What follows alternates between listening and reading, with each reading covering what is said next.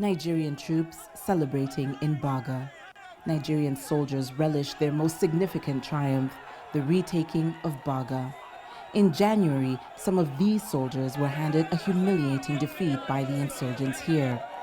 Boko Haram went on to commit one of their worst massacres, leaving an image of a Nigerian army unable to stop them. It is a narrative the army is now attempting to rewrite.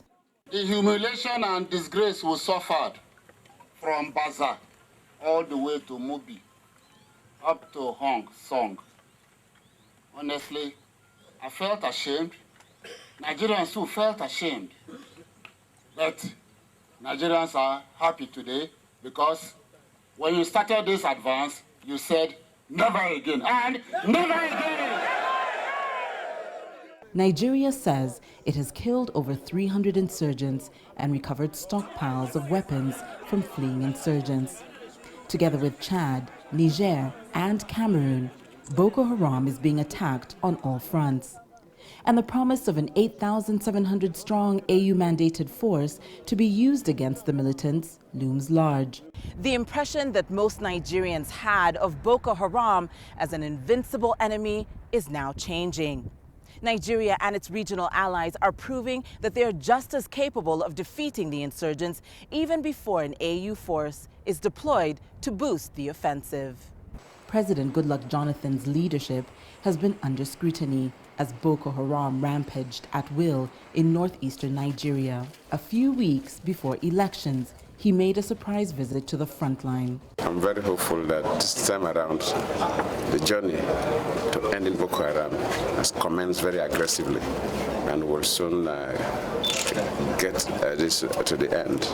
Nigerians were scheduled to vote last month, but the polling day was postponed for 6 weeks on advice from the military. The security forces asked for 6 weeks to defeat Boko Haram and pave the way for peaceful elections. The decision was greeted with suspicion and anger from the opposition, but President Jonathan has promised that the date will not be shifted again. In just 2 weeks, the army has dislodged Boko Haram militants in more than 14 towns in northeastern Nigeria. We're moving with good speed and achieving the results that are expected in line with the plans to ensure that terrorists are swept out of their bases and their cells to make an atmosphere good enough and conducive for normal socioeconomic activities to take place everywhere in the Federation. We are achieving the expected result in line with our plans, and we'll just keep it on.